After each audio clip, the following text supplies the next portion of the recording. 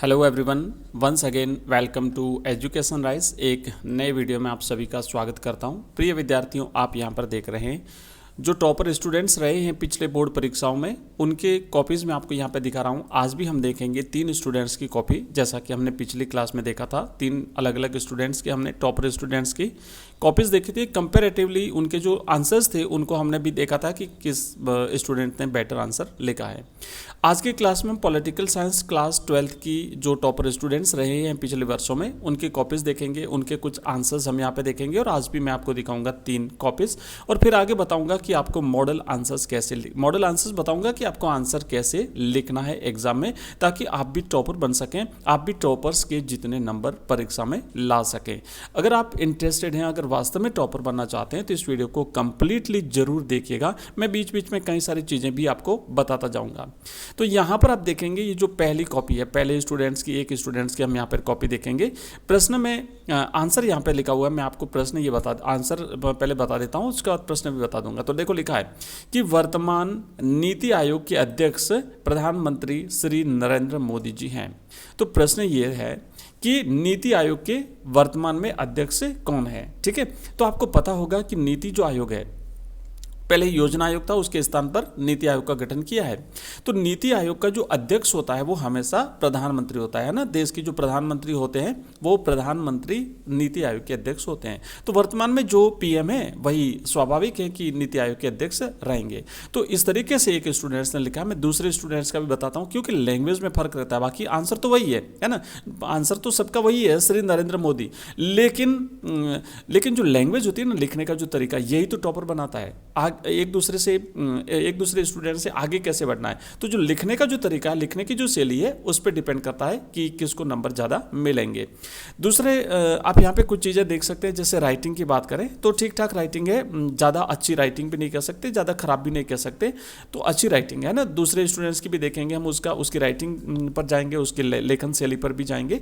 और उसके बाद में आपको ये बताना है कि जो तीनों कॉपीज हम देखेंगे उसमें बेटर आंसर किसका है, सबसे बढ़िया कॉपी किसकी है। कमेंट बॉक्स में कमेंट करके आप लोग मुझे जरूर बताइएगा। ठीक है, तो चलिए मैं देखते हैं। दूसरा प्रश्न इसका है कि विश्व पर्यावरण दिवस 5 जून को मनाया जाता है। तो प्रश्न यह है कि विश्व पर्यावरण दिवस कब मनाया जाता है। ठीक है, तो आंसर इसका है कि विश्व पर्यावरण दिवस 5 जून को मनाया जाता है। और भी कई आंसर है, लेकिन मैं सिर्फ आपको यहाँ पर मॉडल आंसर के रूप में 2 आंसर मैंने बता दिए। बाकी पूरी कॉपी में अलग से आपको वीडियो बना करके और ये कॉपी दिखा दूंगा।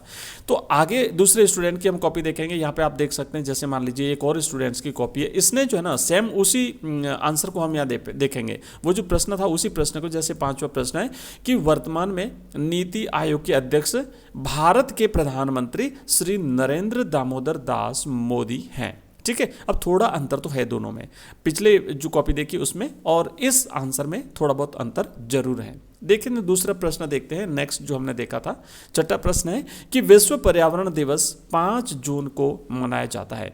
अब तो इसके अलावा कुछ चीज़ें तो मैंने बता दी कि क्या अंतर है, लेकिन इसके अलावा आपको और क्या डिफरेंस जो है वो लग रहा है दोनों कॉपीज में, आप मुझे बताइए ना। तो फिर से मैं आपको थोड़ी देर के बाद में बताता हूँ। ठीक है, ये जो हमने देखी ना कॉपी, इसमें और पिछली कॉपीज में क्या अंतर है। और चलिए एक और कॉपी भी हम देख लेते हैं, उसके बाद में देखते हैं कि कौन सी कॉपी जो है वो बेटर रहेगी। अब देखिए यहाँ पे ये जो स्टूडेंट है, इसकी कॉपी देखिए, थोड़ी सी राइटिंग मीडियम टाइप है, ज़्यादा सुंदर नहीं कह सकते, ज़्यादा अच्छा नहीं कह सकते। और मैं ये बात बता दूँ आपको, राइटिंग का थोड़ा बहुत फर्क जरूर पड़ता है। पर अगर राइटिंग अच्छी नहीं भी है ना, तो चिंता करने की बात नहीं है आप लोगों की, क्योंकि ये जो कॉपीज़ हैं आप देख रहे हैं, मीडियम राइटिंग है, फिर भी ये टॉपर स्टूडेंट्स रहे हैं। तो जिनकी राइटिंग अगर अच्छी नहीं भी है तो आप चिंता मत करिए, आपके लेखन से लिए अच्छी होनी चाहिए और आपका जो आंसर है वो बिल्कुल राइट होना चाहिए।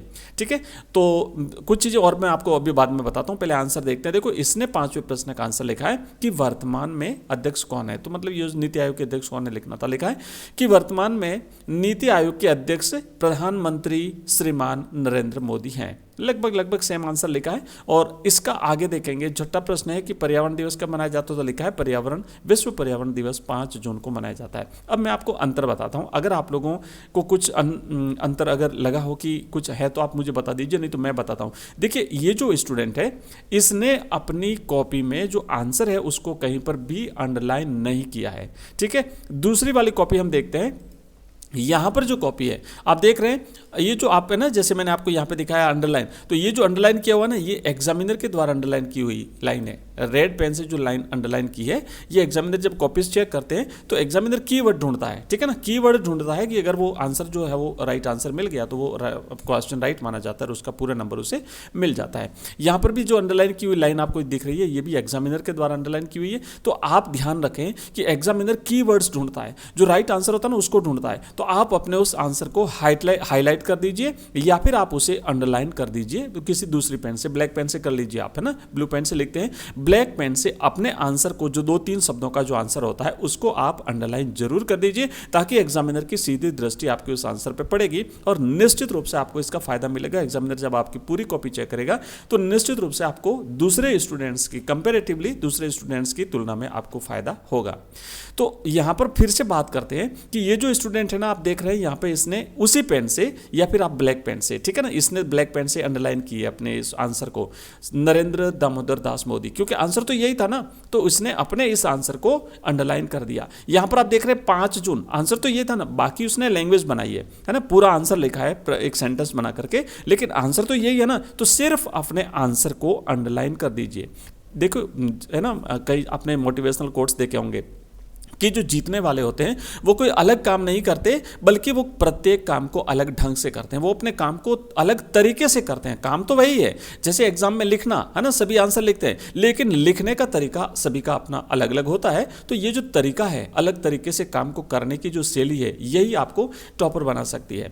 तो यहां पर आप देखेंगे कि इसने अंडरलाइन की है। और नेक्स्ट जो कॉपी हमने देखी थी, मैं उसको भी दिखा देता हूं। सबसे पहली कॉपी, इस स्टूडेंट ने भी अपने आंसर को अंडरलाइन किया है, हालांकि सब जगह नहीं किया। जैसे इसने ये वाला जो आंसर था, 5वें प्रश्न का जो आंसर है ना, तो 5वें प्रश्न के आंसर को इसने यहाँ पे अंडरलाइन किया है, लेकिन नेक्स्ट प्रश्न के आंसर को अंडरलाइन नहीं किया है। तो यहाँ पर आप लोगों को क्या करना है कि अंडरलाइन जरूर कर देना है, बस अंडरलाइन कर लीजिए ताकि एग्जामिनर की सीधी दृष्टि उस पर पड़े। तो ये जो कॉपीज देखिए, आप मुझे बताइए कि इसमें से कौन सी बेटर कॉपी है, कौन सा किसका आंसर बिल्कुल सही है। मैं आपको कुछ मॉडल आंसर्स दिखाता हूं। जैसे मान लीजिए परीक्षा में इस प्रकार के अगर प्रश्न पूछ लिए जाते हैं तो आप आंसर कैसे लिखोगे।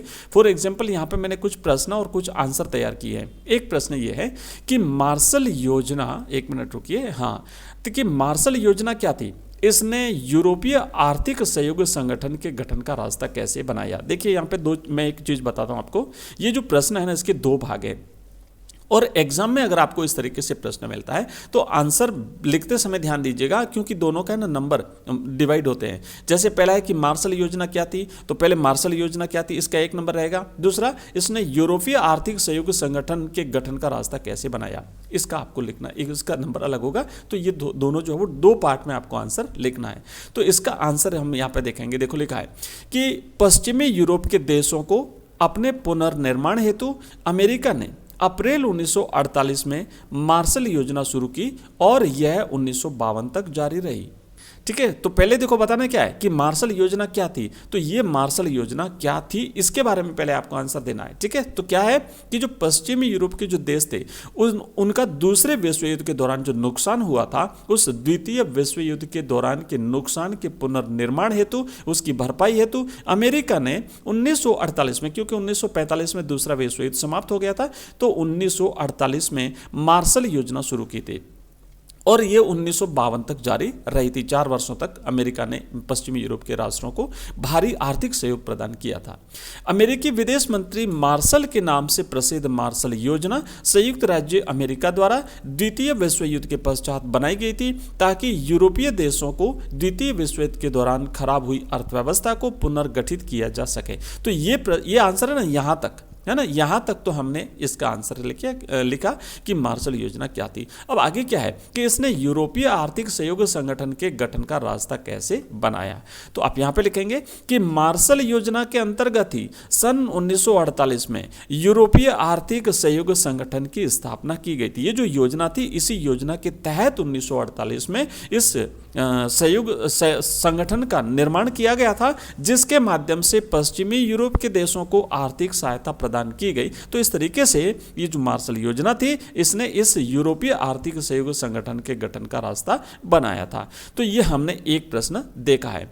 दूसरा प्रश्न है, आसियान की स्थापना क्यों की गई? ठीक है, तो आसियान की स्थापना क्यों की गई, इसका आंसर आपको यहां पे लिखना। आप लिखेंगे कि आसियान की स्थापना का उद्देश्य मुख्य रूप से आर्थिक विकास को तेज करना तथा उसके माध्यम से सामाजिक और सांस्कृतिक विकास करना। बिल्कुल सटीक आंसर लिखना है, बिल्कुल साफ सुथरा आंसर लिखना है, इधर उधर की बातें घुमानी नहीं है। साफ साफ कम से कम शब्दों में आंसर लिखने का प्रयास कीजिए। शब्द लिमिट, वर्ड लिमिट मिलती है तो उस शब्द सीमा का ध्यान रखना है, वर्ड लिमिट का ध्यान रख करके, ठीक है। एक दो शब्द अगर छोटे प्रश्न है तो इधर उधर जा सकते हैं, अगर बड़े प्रश्न है तो 5-10 वर्ड से इधर उधर जा सकते हैं, चिंता की बात नहीं है। लेकिन जो वर्ड लिमिट होती है उसका ध्यान रखते हुए आप आंसर लिखेंगे। दूसरा, मैंने आपको बताया कि जो इंपॉर्टेंट चीज होती है उसको आप अंडरलाइन कर दीजिए या फिर उसे हाईलाइट कर दीजिए।